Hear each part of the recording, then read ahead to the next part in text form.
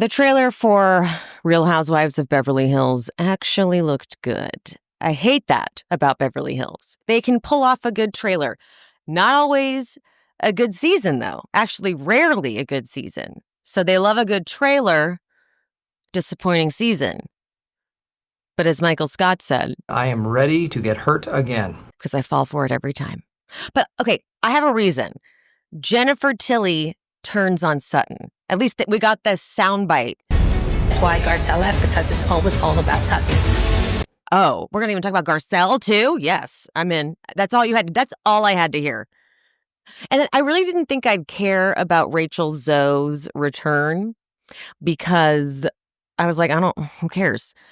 But hearing her voice, it like sparked nostalgia, which sparked serotonin, which therefore I was like, I want more of that. So fine. Okay. But Erica's still there. Whatever. Get rid. Erica doing pretty much nothing per usual. Sutton was also, for the record, barely in the trailer. It was just that one moment with Jennifer Tilly with her soundbite. So, Kathy Hilton has one little moment. I'm like, who the fuck is she talking to? Read the room and know your place. But the real story, I think, is the new girl who I just don't understand what casting was thinking. Her name is Amanda Francis, and she has a huge online following already because she's one of those like financial gurus that sells courses. And her business took off in 2020, which is when everybody was buying those fucking online courses, myself included. Okay. That's how I joined a drop shipping online course thing and spent way too much money, and it was a total racket. That's already a little, if you go on her Instagram, it's just go to the link in her bio, tons of links in her bios to different courses and whatever. And it's like a membership. It's very culty, very MLM. I think you even have an option to becoming a coach too. So in the trailer, when you see Erica and Bose questioning the new girl, I'm like, first of all, I'm like, Erica, who are you to tell anybody that their story seems fishy? But then I looked into her and I was like, well, I guess it's too easy. You know, there's no formidable opponent when it's someone who's like an online, well, I guess she's an author too. She wrote the book Rich as Fuck, which was just like a continuation, like her online courses and stuff. It's just a way for her to make money. I did do one of her free meditations that she offers just because I was like, all right, let's see what her meditations are like. I didn't do the meditation, but and it was weird. It was very weird. Tapping, one of those tapping ones. If you're not familiar with tapping, then you're like, what? But if you know tapping, then okay, tapping. But what she was saying to herself throughout the meditation was, I will have 800 people sign up. I will have 800 people sign up. 800 people will sign up. And I'm like, so wait, are you just like hypnotizing people to sign up? Or to get more people to sign up like a typical MLM? So it's too easy.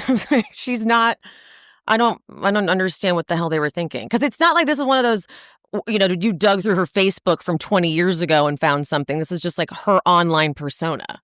So for Beverly Hills Housewives? Really? Especially when you have Bose doing like really legit things, Jimmy Fallon, I haven't watched it, but like the marketing show, it's like a competition marketing show, which is so random. I mean, like, I love it for her, but I'm also like, what? Why? That's so weird. So anyway, but okay, I'm excited reluctantly for you, Beverly Hills. Reluctantly.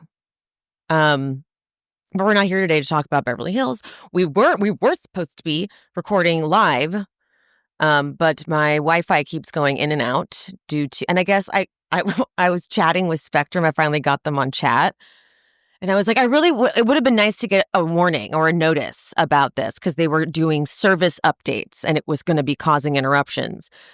And the person was like, we did send an email.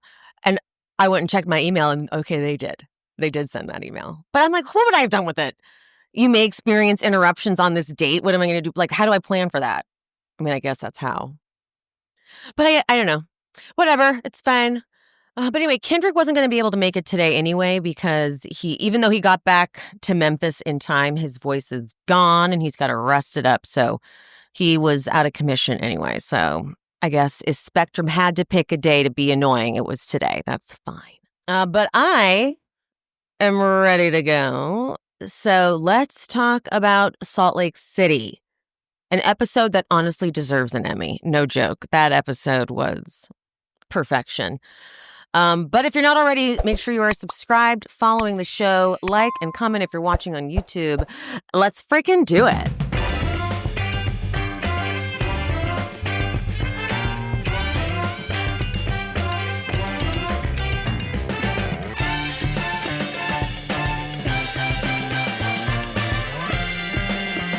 Bronwyn slept on the deck. On the deck. Listen to me right now. The irony of if this were me, I would be miserable here on this mega yacht. If instead of being in my normal bed by myself, comfortable, I had to sleep on a fucking pool chair, deck chair.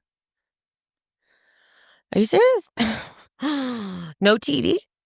Nothing. Like, this is one of my nightmares. And then she has to film all day. It's not like she gets to take the day off. She's working all day. Oh my God, I can't handle that. Oh, I can't handle it.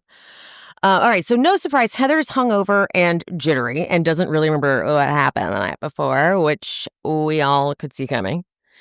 But Whitney is gonna co-sign the hell out of that for Heather. She goes, "You are a baller." Oh, she was a baller? Please. Heather and Lisa had like a very unproductive conversation on that raft the night before, which was like in the water. They were soaking wet.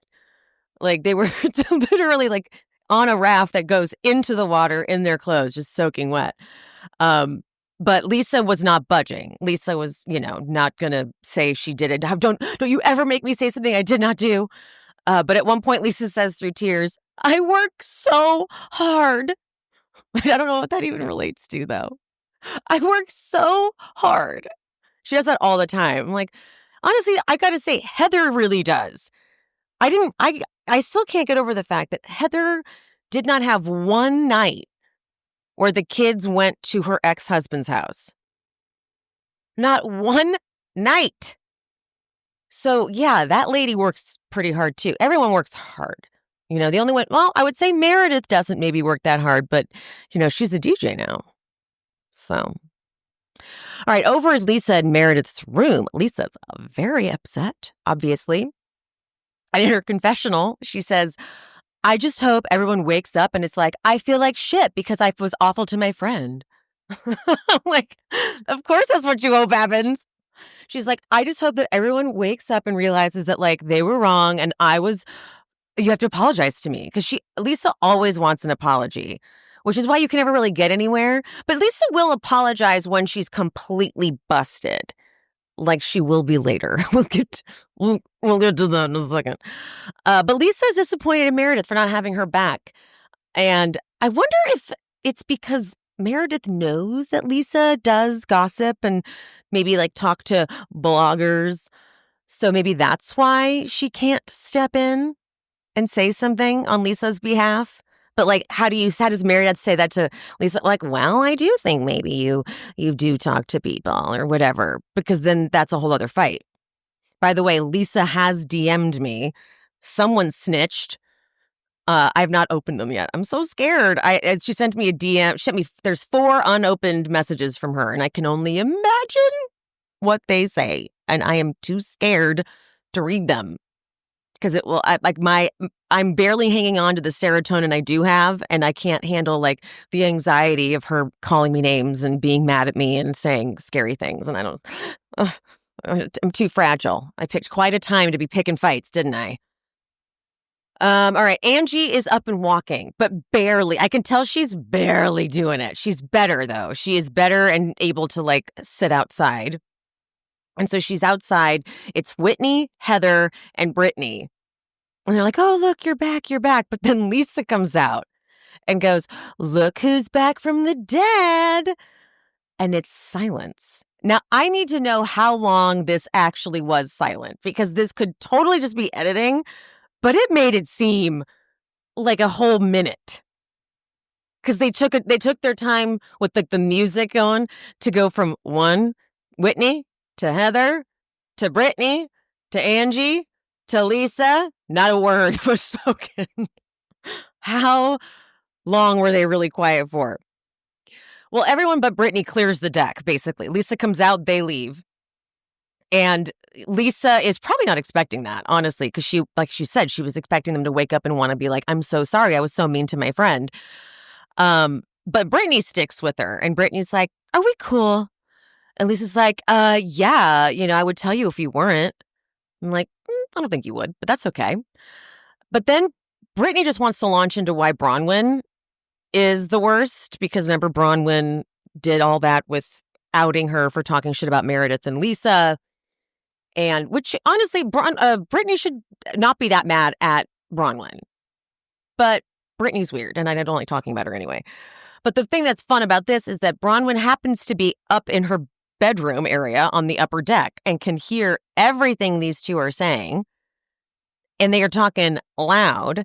And Lisa cannot wait to bring up that Bronwyn lied about having asked her to talk to the grandparents, and it's in writing. And then there's this text from Bronwyn to Lisa saying, actually, I would like to take you up on the offer to maybe broach the conversation with them and do the intro that way, if you will.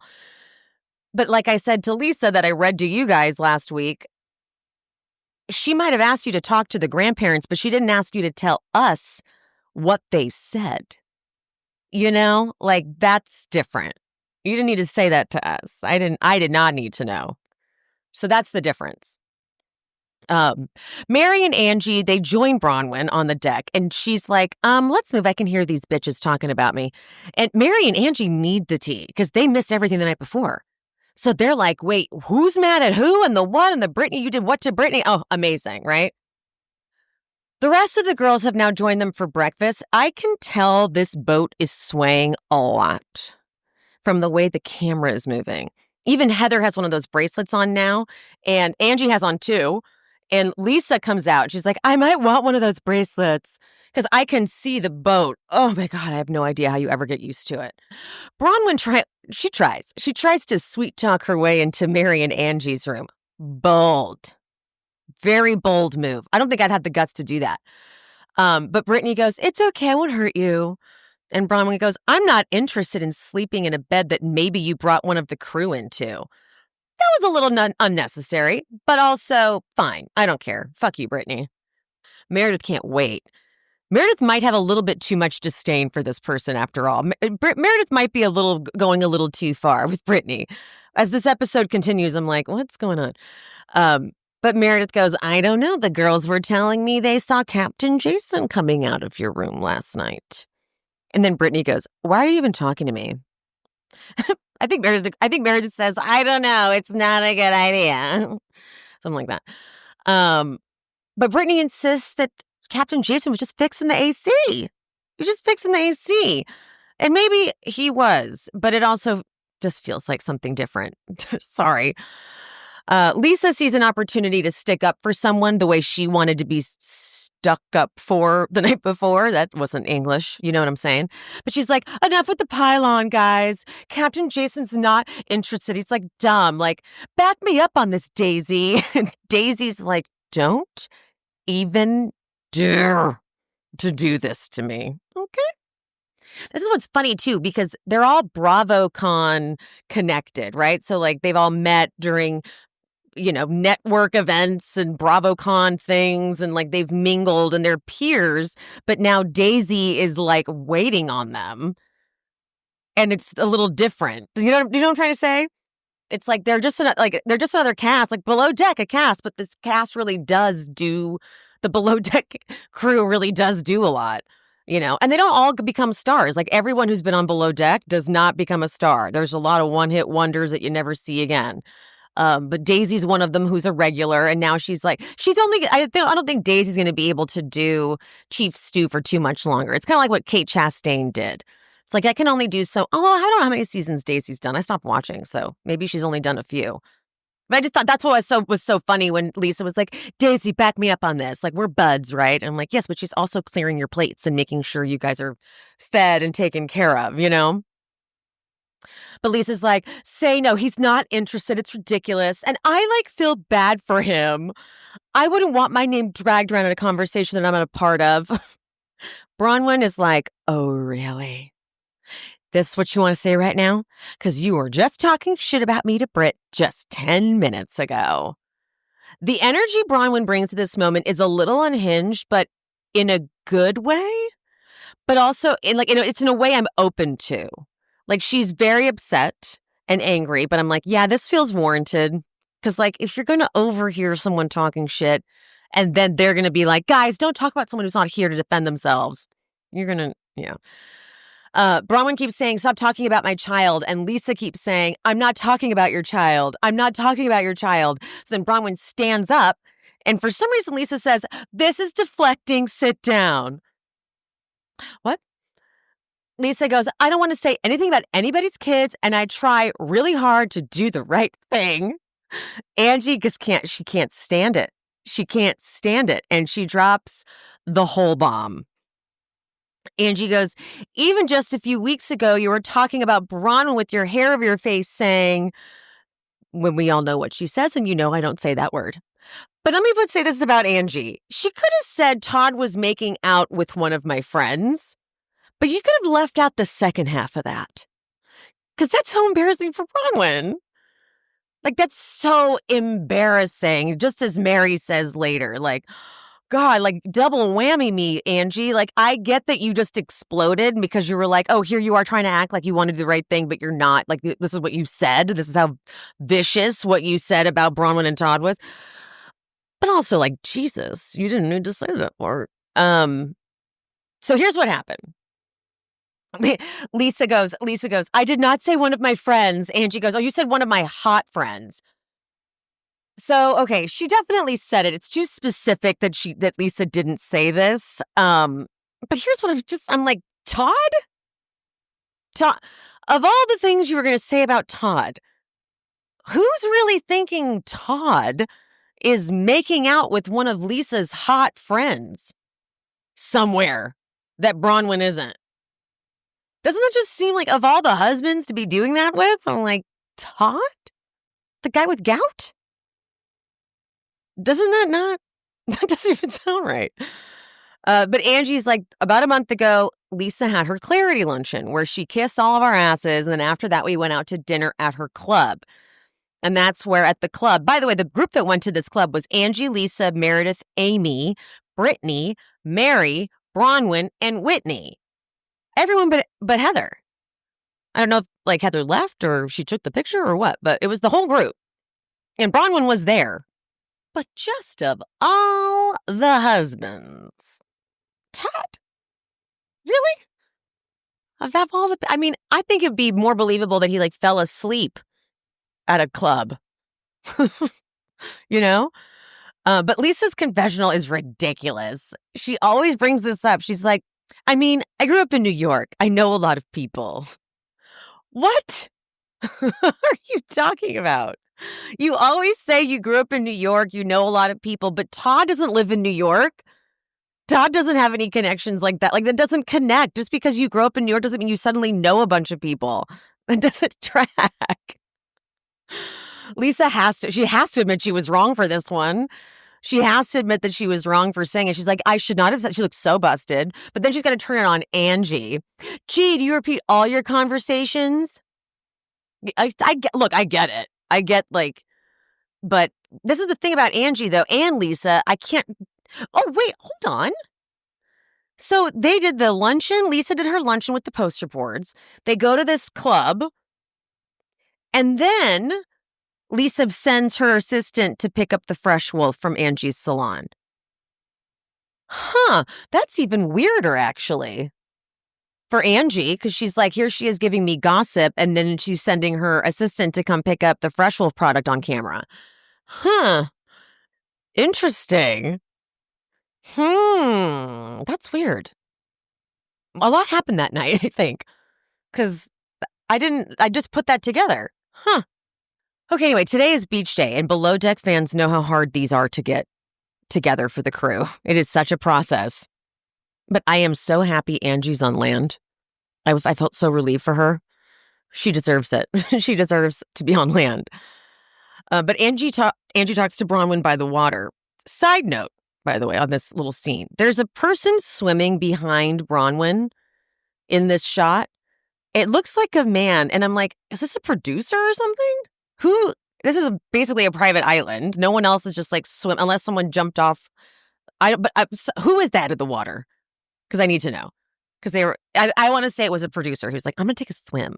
And then he like got in the shot. One of the crew is handing out massages.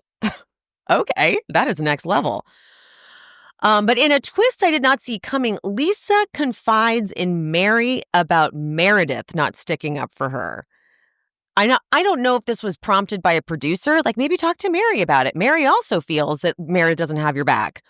Because I just thought, wouldn't have figured you'd do that. But anyway, Meredith, of course, comes over and sits next to them because that's where she was sitting. And Meredith has no interest in this conversation, per usual. And she says, I just think it's wild that everyone's so interested in how you and I engage with each other, but whatever. But Mary, I don't think Meredith saw this coming. Mary was like, you're basically telling me whatever. It's not weird. It's just bizarre. Or it's not wild. It's just bizarre. Lisa's like, I just would like you to tap in sometimes. Meredith's not here for it, though. And how do we feel about this? Everyone else seems to think that Meredith's not standing up for Lisa in these scenes. And I think that this has got to do more with something we don't maybe see, because we don't see the any full scene. They have to be edited for time. So I'm thinking that this is something that we would understand more if we saw like raw, unedited footage.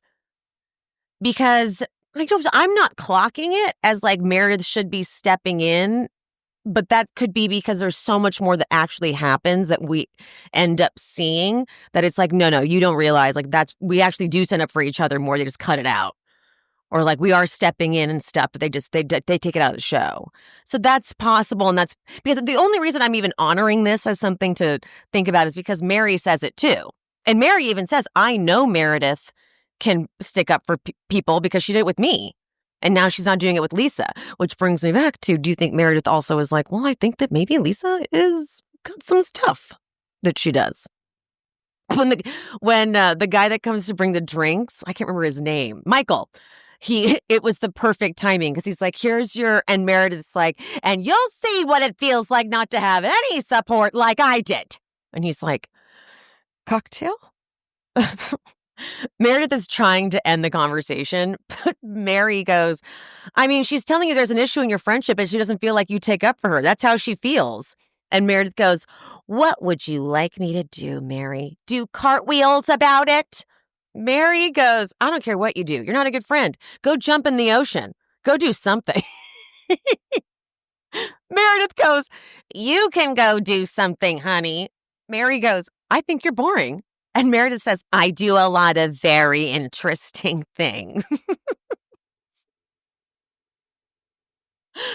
Mary says, go find a good story that you can tell because right now you're a snooze. This is just happening on the beach. Oh my God. If you do watch Below Deck, this is too fucking funny because I'm putting it in perspective of like, wow, if not every charter guest is going to be like this. This is definitely like a different level because most groups of friends aren't this volatile. Let's face it. We're filming a show. So this isn't like a normal group of friends that you would normally think we should just go on a nice little vacation together because it would just mean hell. It would mean hell for you. But here we are. This crew's like, we are in for a treat. Every event we have, anything we do throughout the entire day turns into a whole thing. Anything. The breakfast was a whole thing. They're having to like separate them at the breakfast, separate Angie and Lisa at the breakfast. Oh my God. But while all that was happening, Heather has decided to finally like Bronwyn. And I'm like, does this have anything to do with Lisa? No, nothing to do with the fact that you are icing out Lisa because just that's how you roll. Heather will switch into mean girl tactics very easily. She's very comfortable in a mean girl capacity. So now she's good friends with Bronwyn. And then in her confessional, she's like, I never would have predicted that I could have this much fun with Bronwyn and feel this close to her in such a short amount of time. Oh, wow. I think I was just really committed to being irritated by her all the time, and I'm a little embarrassed it took me so long to stop being so stubborn. It's funny. It's funny, but okay. They ask the deck stew, which is a new. I did not know that they ever did a combo deckhand and third stew position. That's a lot of work. Maybe it's because of the size of the boat. I don't watch this. I don't watch Down Under. Jason's Below Deck, so maybe it's like a normal thing. But they're like, please, let's play beach games. And first they're like, never have I ever. And of course, Mary opens with something about going to the bathroom because she always likes to do that. Never have I ever peed in the ocean or you know what in the ocean. And Heather's like, it might be too soon, but have you ever, you know what, while making out with someone? Bronwyn is like, too soon, Heather. And I'm like, see now, Heather, you were just trying to say you were cool with Bronwyn, but then you do that. At least she's an equal opportunist, Heather. At least she'll do it to everybody, you know? Then they play this relay type race thing, and it's glorious because Brittany falls flat on her face in the sand. And just like Bronwyn, I needed that. I appreciated that. All right, back to the boat they go. They have to get ready for zombie night. Theme nights really are a thing on a yacht, too. So that's when I was like, oh, Housewives actually makes so much sense to be charter guests because I'm always surprised that they do so much on yachts. Because, like, it's a yacht, but you're like, I don't care that I'm on the water. I want a fucking 80s party. Do it now. And, like, they make it happen. It's crazy. But why does Angie, she asks Michael to blow dry her hair. They might have shown this in a different order than what actually happened because we haven't even gotten to her hand injury yet. But she walked out and asked him to blow dry the hair, and the other stew was, or the other, stew? Yeah, the other stew was like, when did you become a hairdresser? And he's like, I'm not. I have no idea. But anyway, Bronwyn asks Angie to wear an inflatable outfit to bring Whitney something. I'm sorry. It's unfortunately hilarious. First of all, the inflatables outfits worked on me.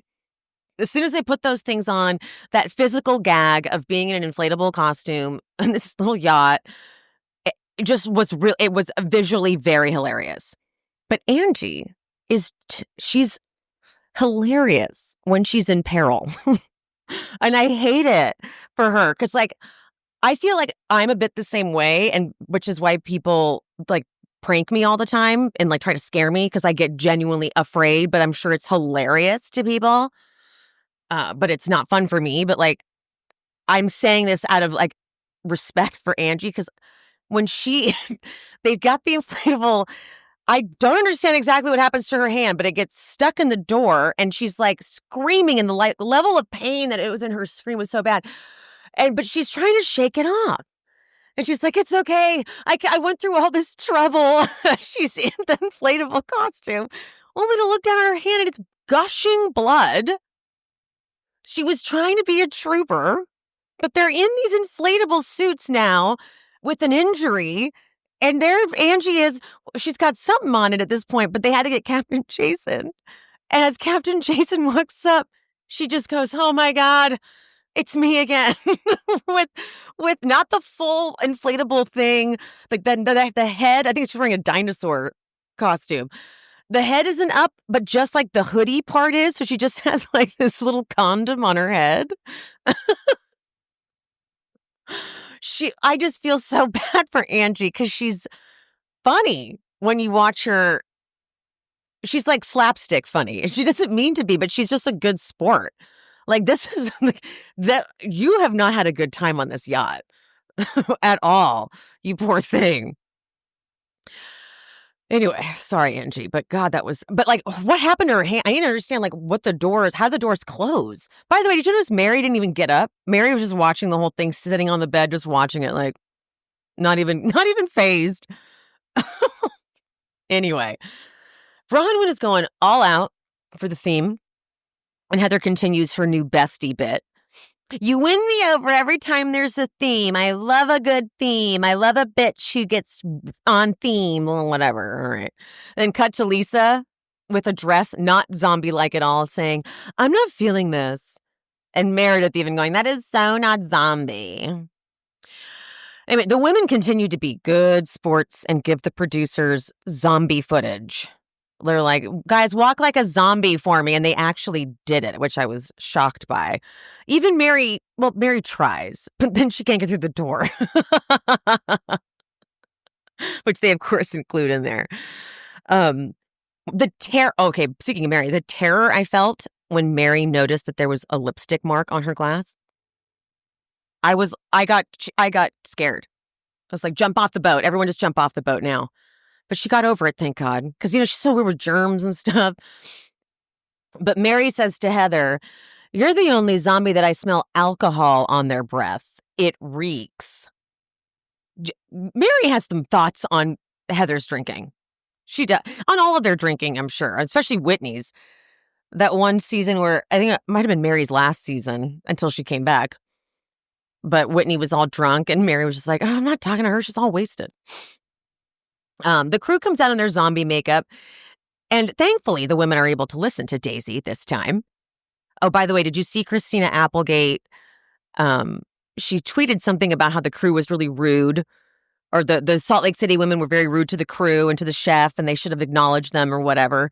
It became like a big debate where people were like, this is my opinion on what she said.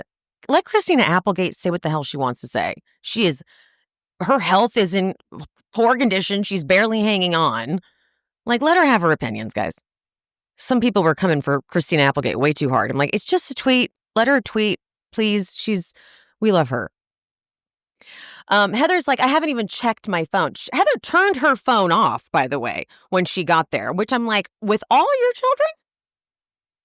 My brain started to think who's taking care of them that you trust that much that they would, I don't know, that tripped me out. But Bronwyn's like, well, I've talked to Gwen and Todd and they were not happy with my updates. And Heather's like, you told them? Why? What happened? You told them that? And Bronwyn says, I think Todd is just not really sure why he's a punchline here all the time. And I agree with that. And then Bronwyn says, I just feel like Gwen and Todd need to be off limits. And it doesn't seem like that's something you can commit to. And Lisa says, as of today, I will never, ever bring them up in any capacity. I will never bring that up. And I'm very sorry that it hurt your feelings and Todd's and Gwen's. I'm like, okay, so she does apologize, but she kind of had no choice. She was so busted. But then Lisa's confessional is, I didn't tell Angie anything with the intention for her to bring it in front of the group and humiliate Bronwyn. I don't like to hurt people that way. Like, humiliation, I've never done that. I've never done that tactic. I don't know how you're acting above it right now. But it's true. Like, Angie did need to say the whole thing, I guess. Like, she could have stayed sensitive on that level, but she was just so eager to bust Lisa that she forgot, like, Bronwyn's going to have to deal with the aftermath of this, But Lisa's like, I'll defend myself, but I don't try and, go for the jugular,